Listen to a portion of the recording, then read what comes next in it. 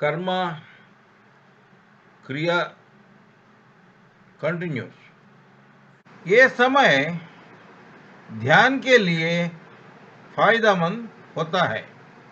Way 0500 to 0800 IST, 100 to 1300 IST, 1700 to 2000 IST, 2200 to 2500 IST। Bharat के योगियों ने कहा, भोर, दोपहर, सूर्यास्त और मध्य रात्रि का संक्रमण काल ध्यान के लिए अनुकूल होता है।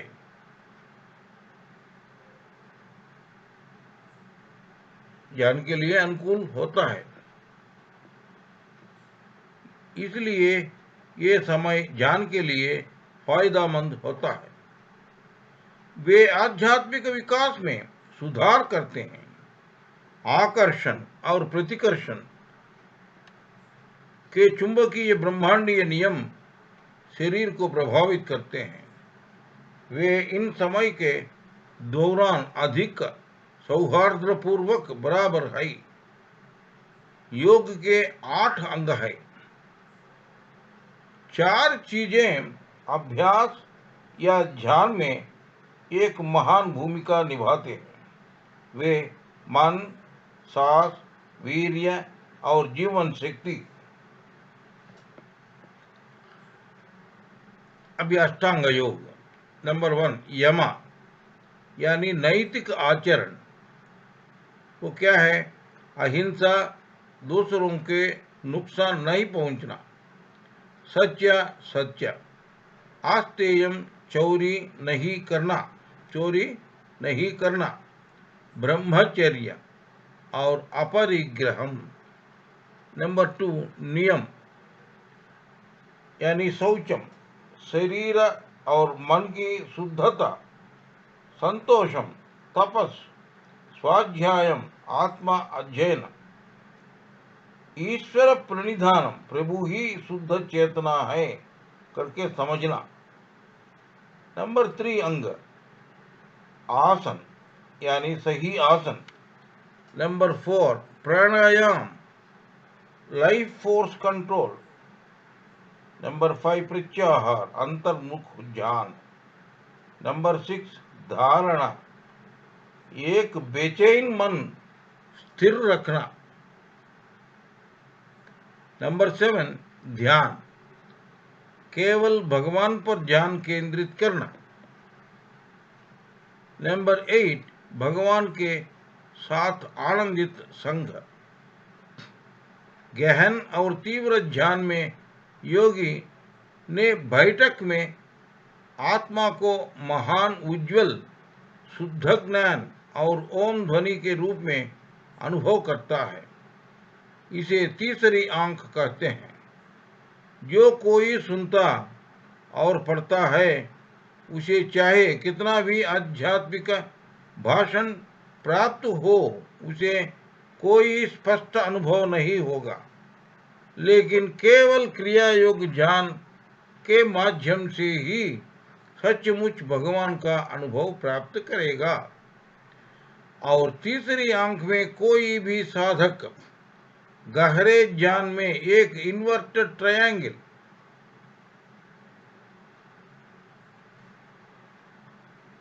ट्रायंगल, उल्टा त्रिकोण देख सकते हो और देख सकते हैं।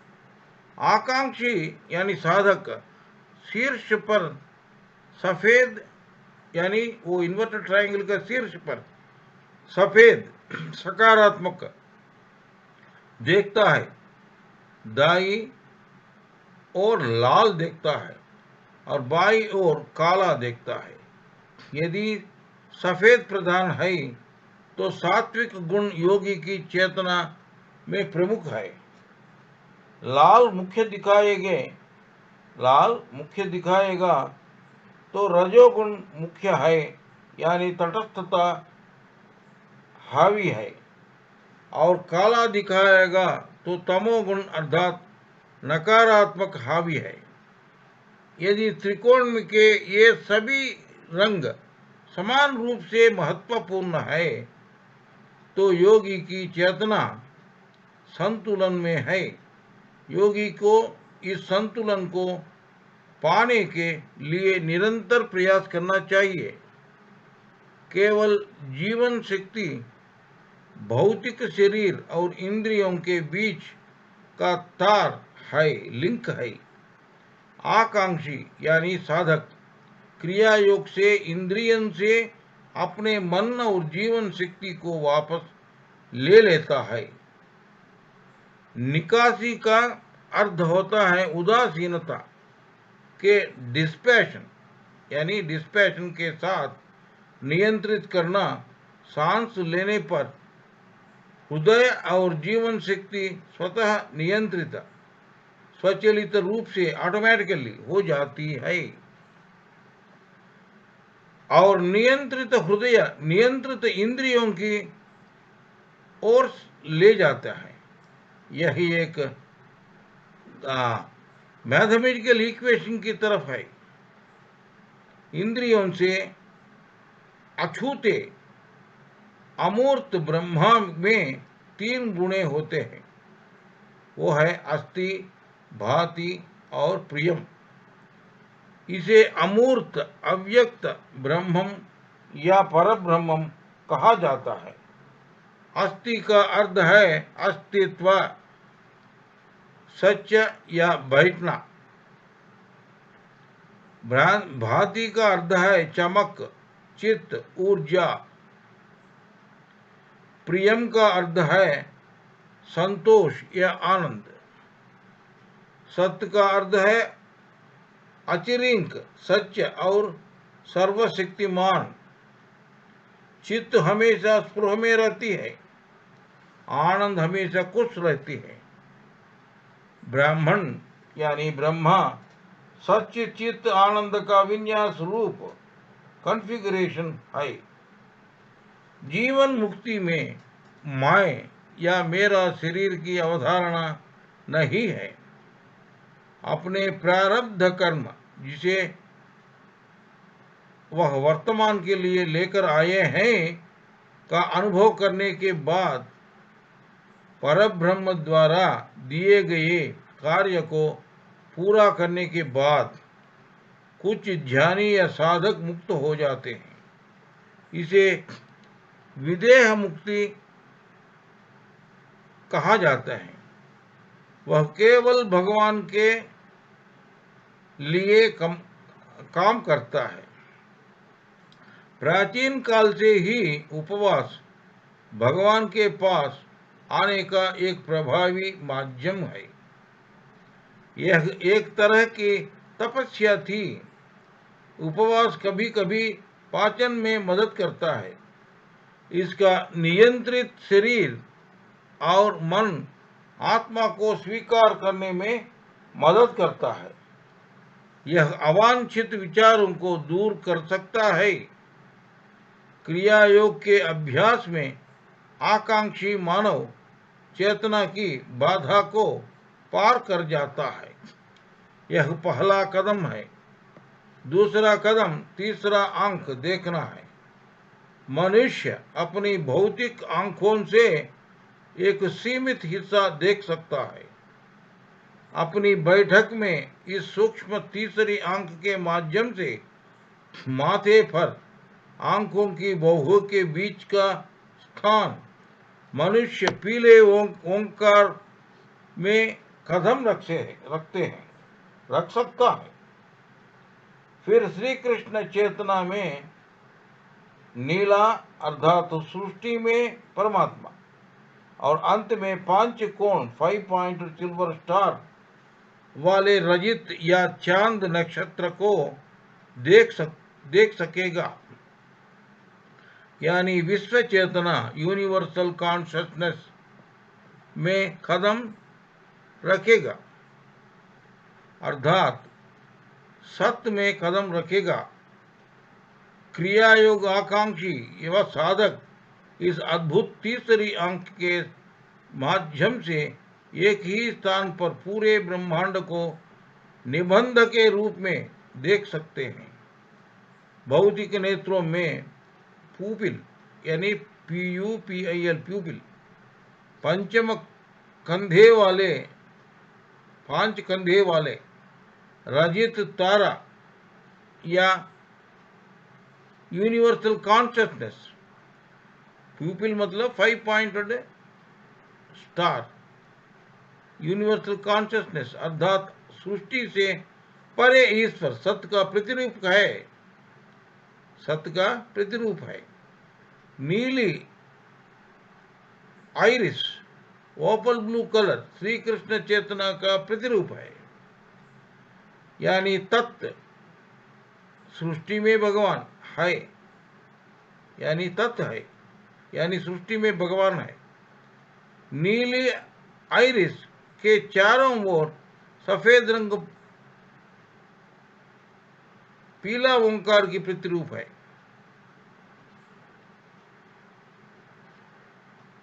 इंद्रियों को माध्यम से बाहर निकलने वाली जीवन शक्ति लाइफ फोर्स क्रिया योग के अभ्यास के माध्यम से अपने रास्ते को वापस तीसरी आंख में बदल देती है।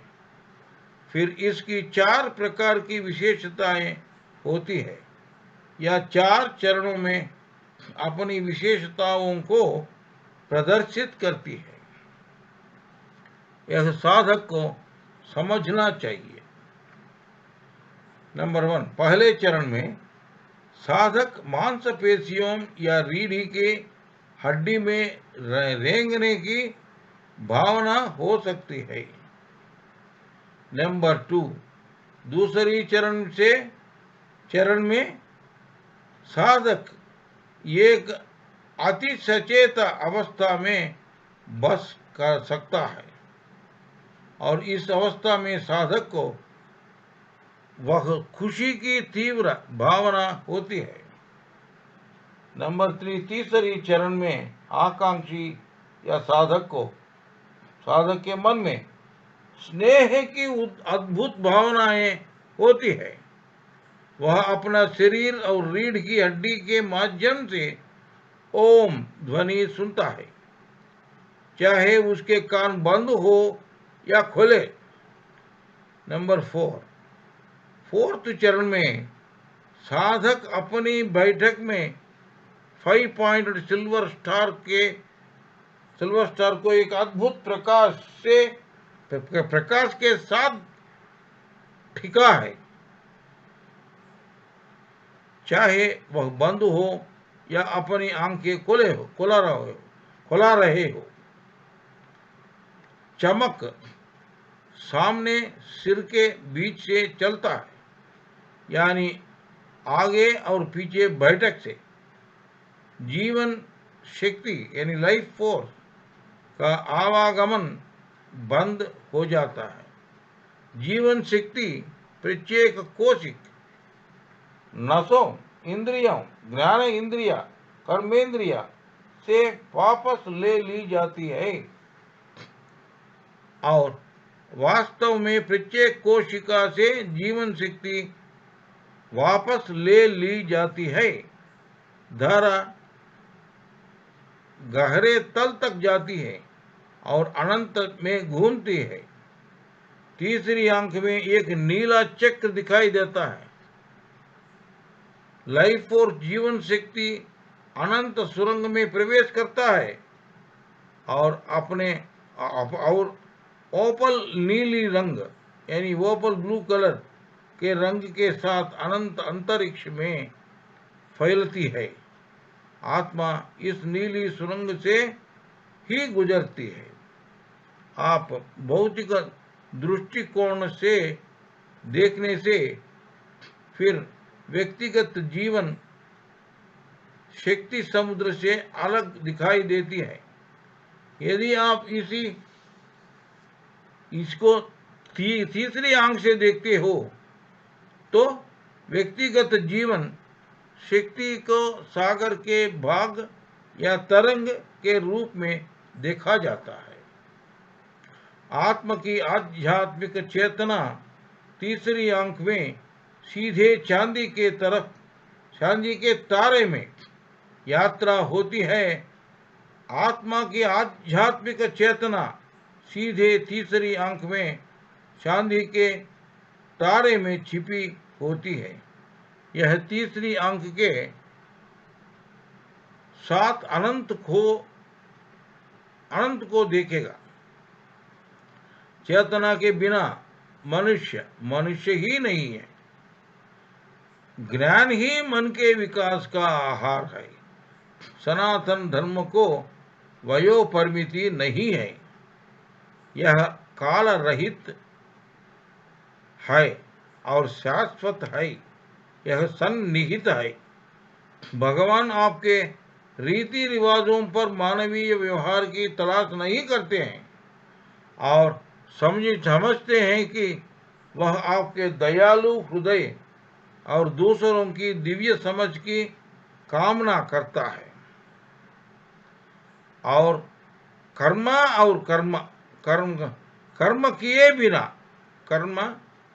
किए बिना मनुष्य को आत्मज्ञान की श्रेष्ठ अवस्था प्राप्त नहीं होती है।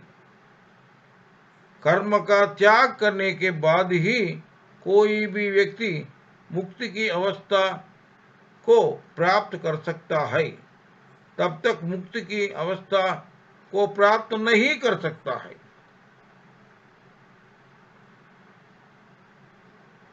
35 या 40 वर्ष की सतत सरकारी सेवा के बाद ही आपको पेंशन के लिए योग्य होगी।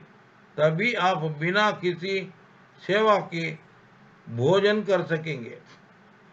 क्रिया योग को नियमित अभ्यास नियंत्रित करना चाहिए। मन को धीरे धीरे नियंत्रित करना चाहिए। दबा हुआ स्प्रिंग रिलीज के बाद नए सिरे से बल के साथ चेहरे को छूता है। इसी प्रकार बुरे विचार मन को उत्तेजित करते हैं। यदि अभ्यास बीच में ही छोड़ा दिया जाने से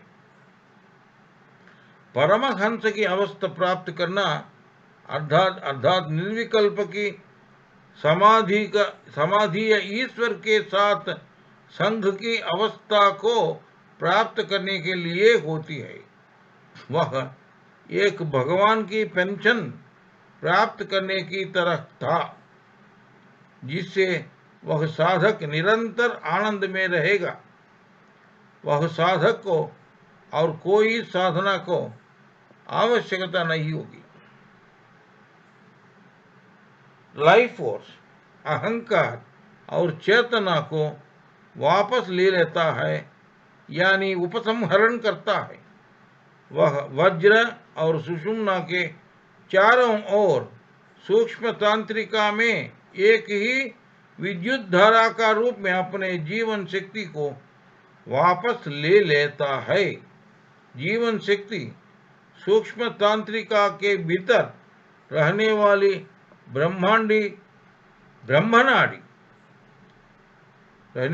ब्रह्मनाड़ी के माध्यम से आरोही क्रम में परब्रह्म को विद्युत धारा भेजती है। घटते यानी अवरोहण डिसेंडिंग ऑर्डर क्रम में आत्मा जीवन शक्ति और चेतना के धीरे धीरे परब्रह्मन से रीढ़ की हड्डी द्वारा इस निष्क्रिय शरीर में पेश किया जाता है, ताकि यह अक्रिय शरीर सक्रिय रहे। आहार और मन से स्वास्थ्य की स्थिति बदल सकती है। जब आहार गलत है, दवा का कोई फायदा नहीं है। जब आहार सही होता है तो दवा की कोई जरूरत नहीं है। जगत ब्रह्मांड गति इज इक्वल टू विस्थापन, जा इज इक्वल टू एक साथ। यह दुनिया यह दुनिया विस्थापित है। चेतना इस संसार का स्रोत है। ऑक्सीजन में केवल ऊर्जा ही होता है। प्राण शक्ति में, लाइफ फोर्स में ऊर्जा और बुद्धि दोनों होता है। एनर्जी एंड इंटेलिजेंस दोनों होता है। इसे चेतना कहते हैं। Electron plus intelligence is equal to chetana, that is consciousness. Electron is equal to electron minus buddhi, that is intelligence, is equal to निष्क्रिय शरीर, inactive body, जड़ शरीर। यह कॉस्मिक कॉन्शियसनेस एक पोटेंशियल एनर्जी शक्ति है जो आगे नहीं बढ़ती है, यानी संभावित ऊर्जा है। और इसी तरह गतिज ऊर्जा काइनेटिक एनर्जी है। भगवान ही पिता, माँ, भाई, बहन, दादा या दादी इत्यादि सब परब्रह्मन ही है। कुल द्रव्यमान ऊर्जा का अर्थ है टोटल मास और एनर्जी।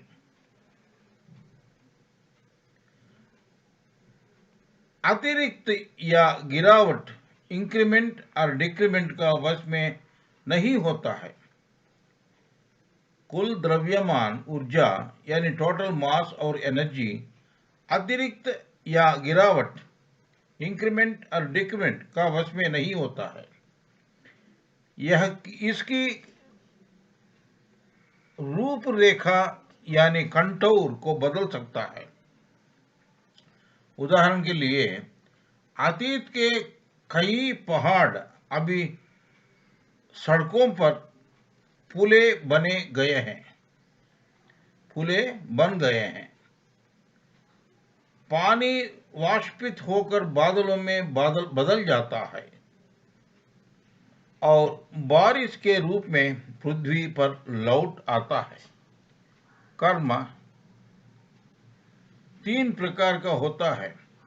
वे संचित, प्रारब्ध और आगामी। संचित कर्म एक धान्य भंडार की तरह होता है जिसमें भविष्य के उपयोग के लिए साफ किए गए अनाज एकत्र किए जाते हैं। हम एक बार में विनोड अथवा साफ किए गए अनाज का उपयोग नहीं कर सकते हैं। विनोड,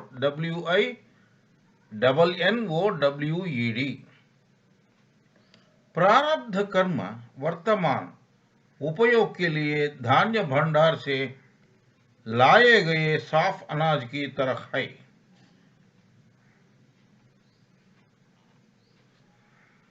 आगामी कर्म यह है कि प्रारब्ध कर्म का अनुभव करते समय हम जो भी करते हैं, अच्छे या बुरे कर्म, आगामी कर्म तक पहुंचते हैं। अर्थात हम बचे हुए मेवों को कल के लिए, आज खाने के लिए इकट्ठा कर सकते हैं।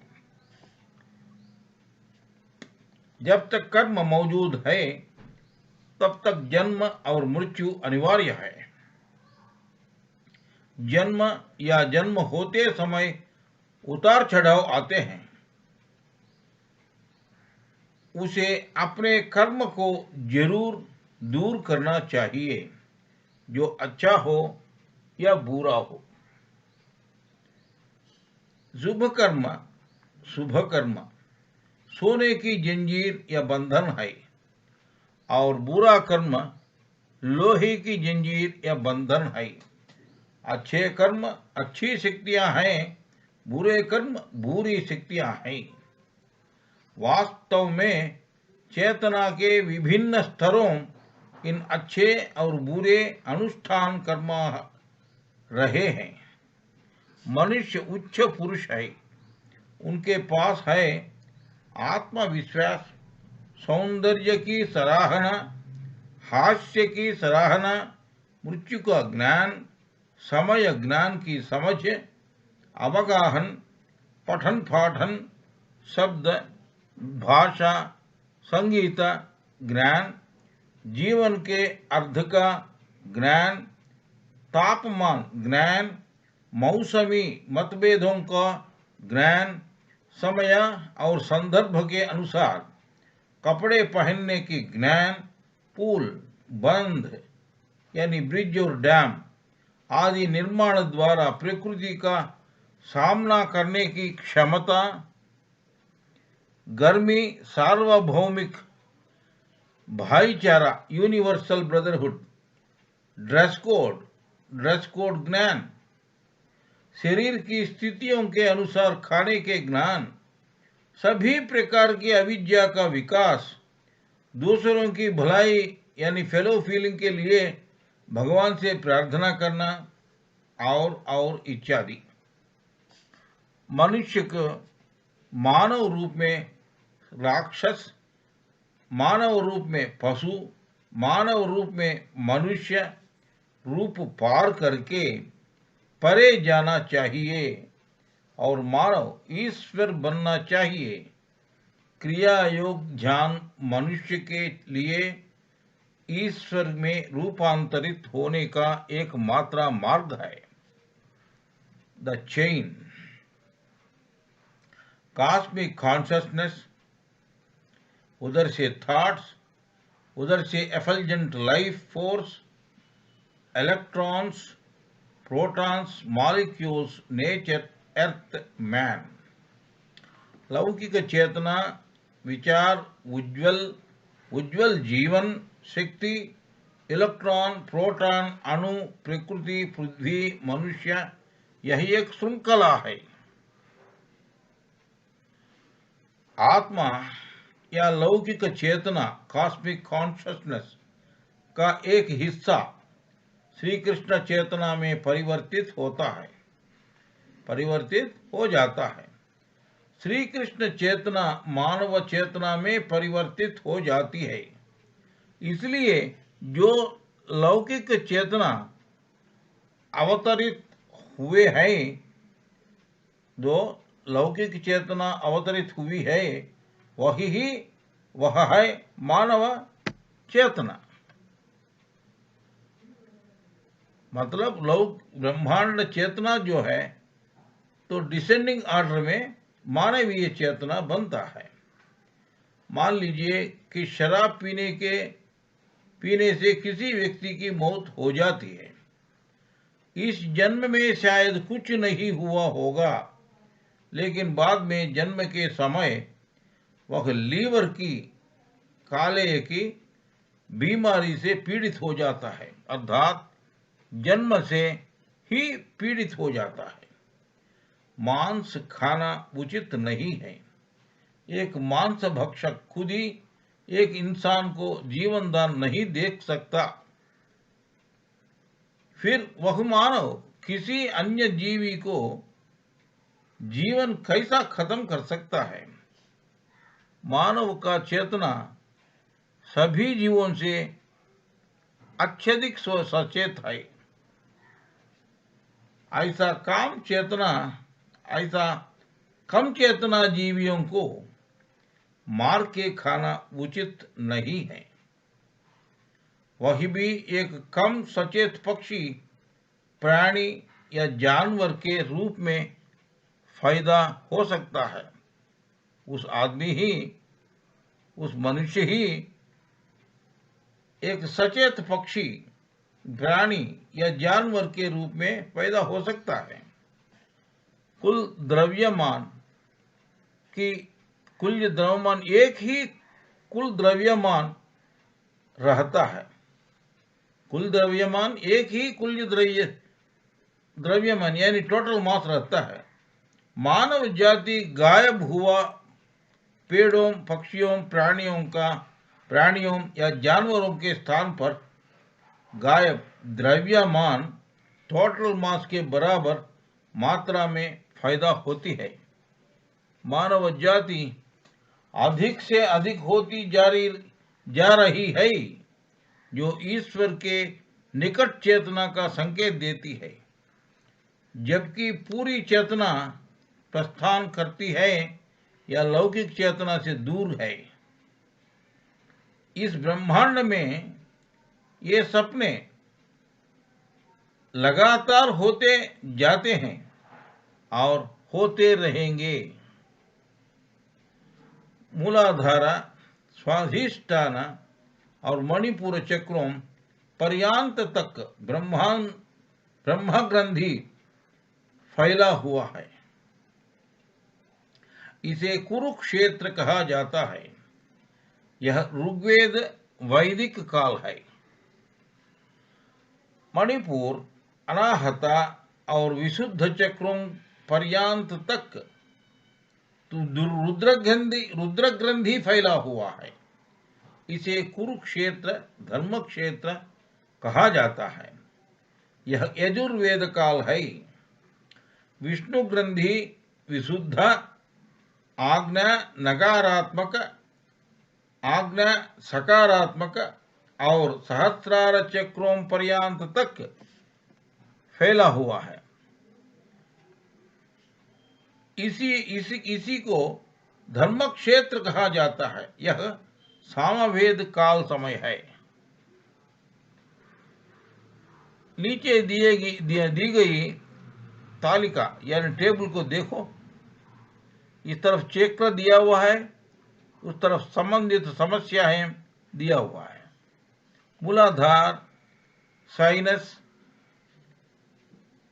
खांसी, सर्दी और कैटरा, जुकाम, डायरिया, लिम्फ सिस्टम, प्रोस्टेट ग्रंथियां, हड्डियां और दिमाग।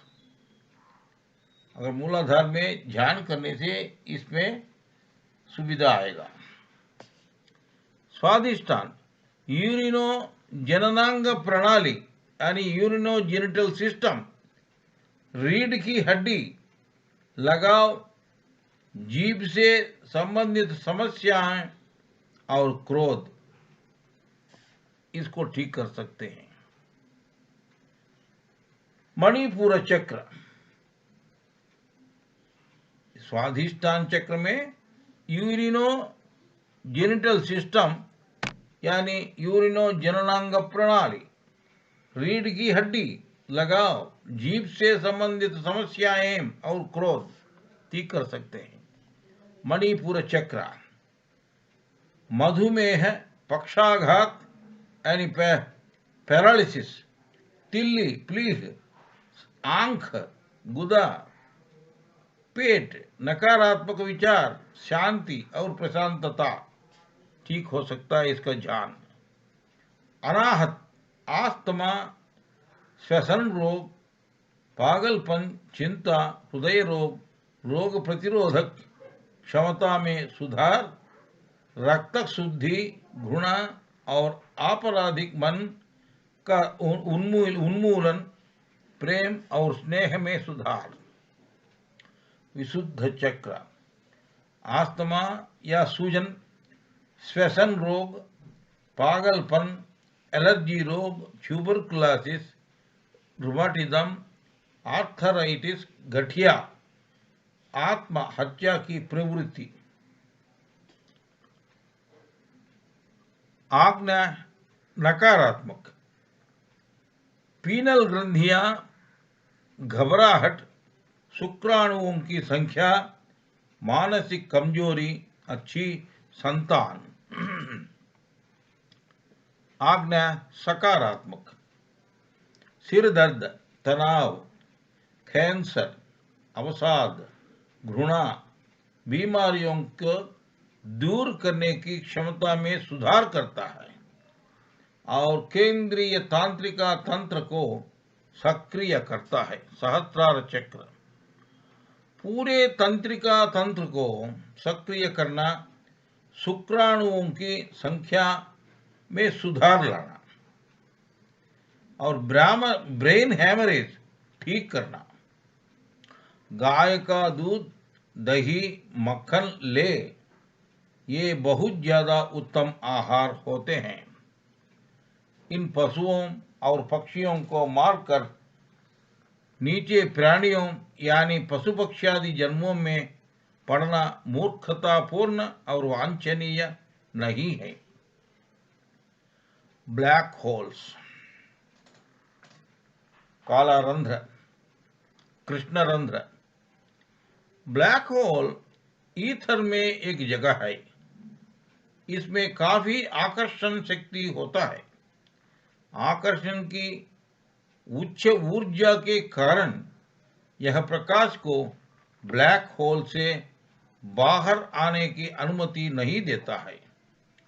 सामग्री को ब्लैक होल में केंद्र सेंटर में खींचा या दबाया जाता है, क्योंकि प्रकाश उस केंद्र से बाहर नहीं निकलता है, इसलिए हम ब्लैक होल नहीं देख सकते हैं।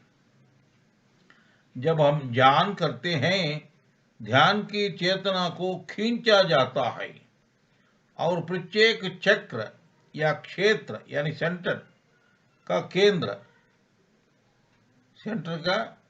क्षेत्र का केंद्र यानी सेंटर मिला दिया जाता है, ताकि वह चक्र और उसके क्षेत्र के अलावा कुछ भी नहीं देख सकेगा। यह वही होता है जब एक नक्षत्र मर जाता है या नष्ट हो जाता है। विशेष और तीव्र एकाग्रता के साथ हम केवल प्रत्येक ब्लैक होल फील्ड क्षेत्र यानी ब्लैक होल क्षेत्र देख सकते हैं।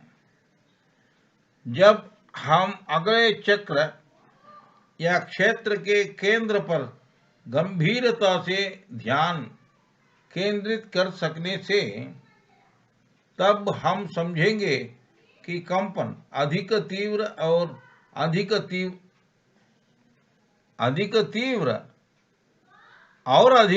तीव्र होगा करके।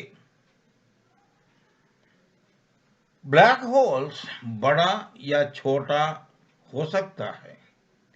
यह ब्लैक होल छोटे हो सकते हैं, लेकिन इसमें पहाड़ जैसा द्रव्यमान यानी मास हो सकता है।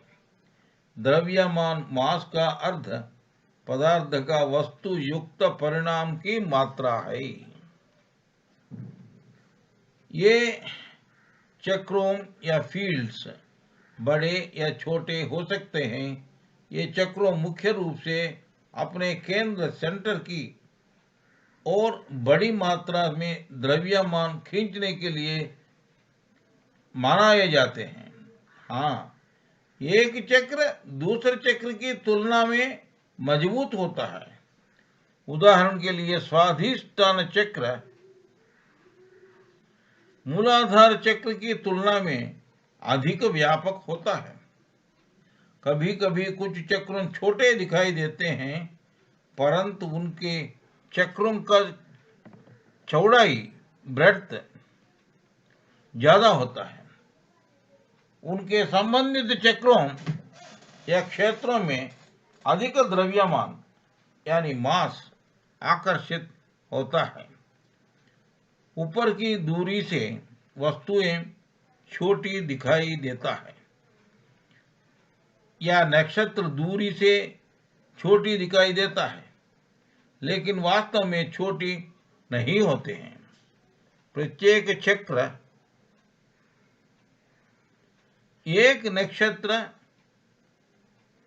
और ब्लैक होल के बराबर होता है। ध्यान करने वाले व्यक्ति की चेतना को उसके केंद्र की ओर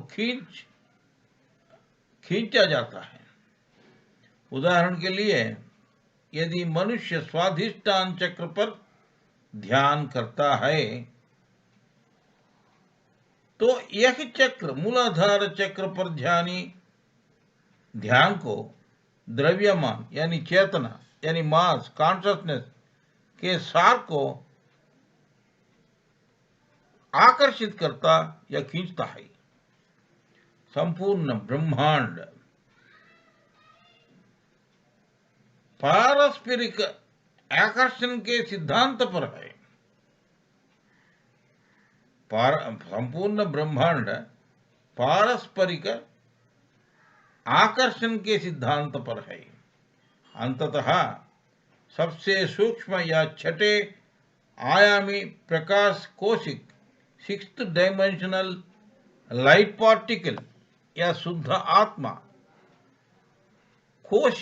कोशिका ब्रह्मांड को पीछे छोड़ते हुए श्री कृष्ण चैतन्य या श्री कृष्ण चेतना के माध्यम से और फिर सहस्त्र चक्र के माध्यम से सत्य तक पहुंचती है। कोई भी सकल शरीर, कोई भी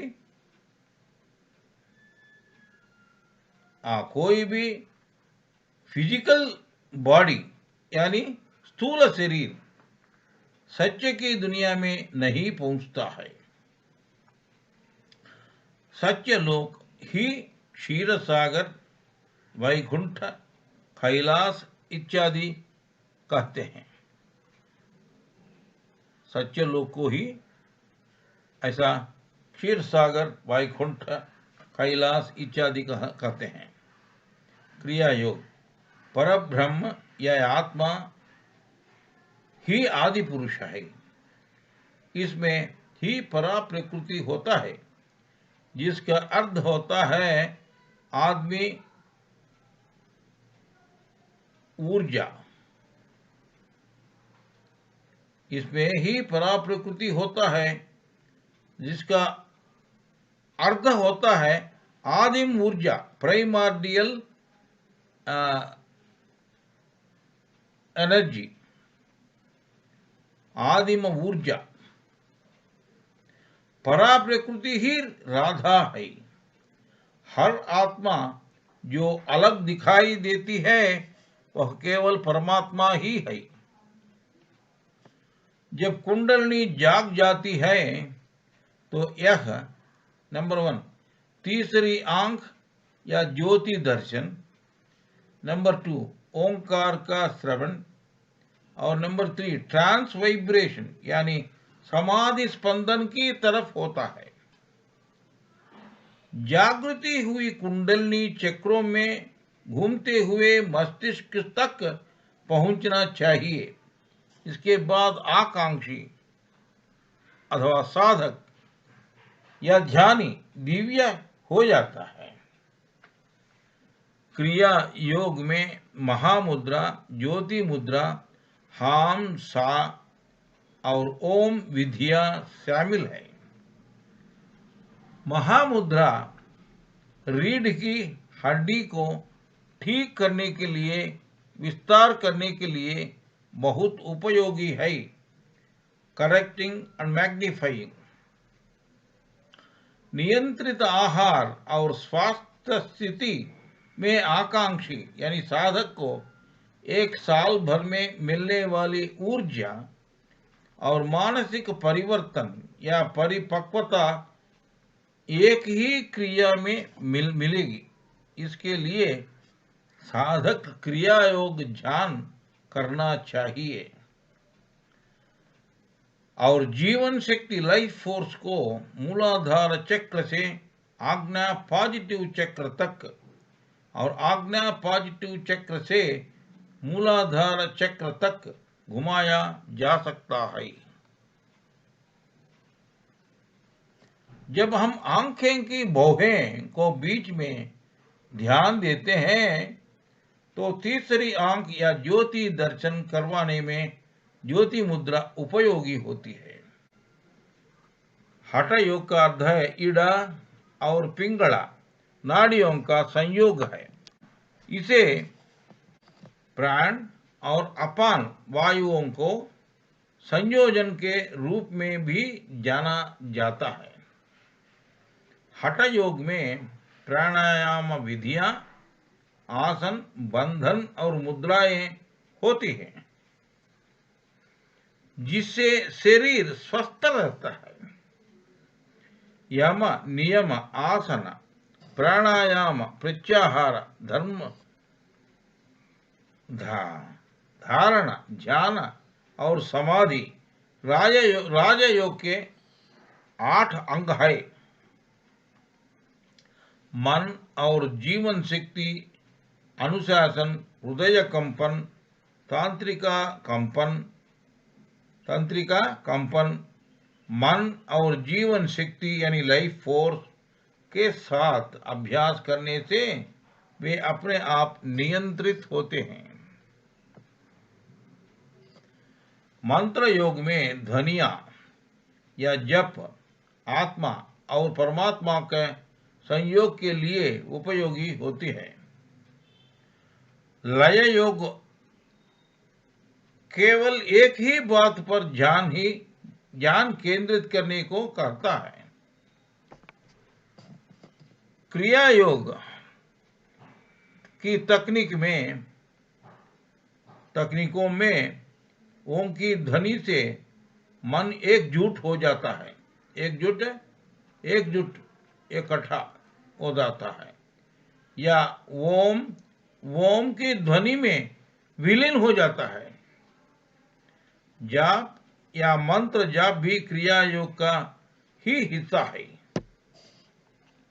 क्रिया योग में हठ योग, प्राणायाम, धारणा और राजयोग की ध्यान पद्धतियां, लय योग और जप योग का सार शामिल है। क्रिया योग,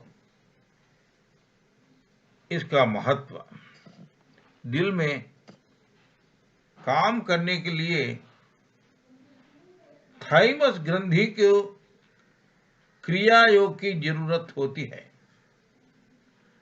क्रिया योग ध्यान से रक्त संचार में सुधार होता है और कोशिका कण को ऑक्सीजन मिलती है और सिंपैथेटिक और पैरासिम्पैथेटिक तंत्रिकाएं दोनों समन्वय में काम करते हैं। मस्तिष्क में 3 प्रकार के न्यूरो हार्मोन होते हैं। ये वात, पित्त यानी उष्ण और श्लेष्मम यानी कफम का कारण बनते हैं। उचित स्वास्थ्य के लिए इन तीनों को संतुलित करना चाहिए। उचित स्वास्थ्य के लिए एक मजबूत प्रतिरक्षा प्रणाली होना चाहिए। कणों सेल्स में यानी कोशिकाओं में इस मिटोकॉन्ड्रिया में सुधार किया जाना चाहिए। मिटोकॉन्ड्रिया हर जीवित कोशिका में एक बिजली जनरेटर जैसा है। जनरेटर ही है, बिजली जनरेटर है। अगर श्वसन तंत्र खराब है तो रक्त में कार्बन निकालने और फेफड़ों में ऑक्सीजन डालने की व्यवस्था खतरे में होता है। यह ऑक्सीजन युक्त रक्त फेफड़ों द्वारा बनाया जाता है। 100 साल पहले प्रकृति में 35% ऑक्सीजन उपलब्ध थी। वर्तमान में इसे घटाकर 19% यानी 19% कर दिया गया है। लेकिन स्वस्थ रहने के लिए ऑक्सीजन जरूरी है।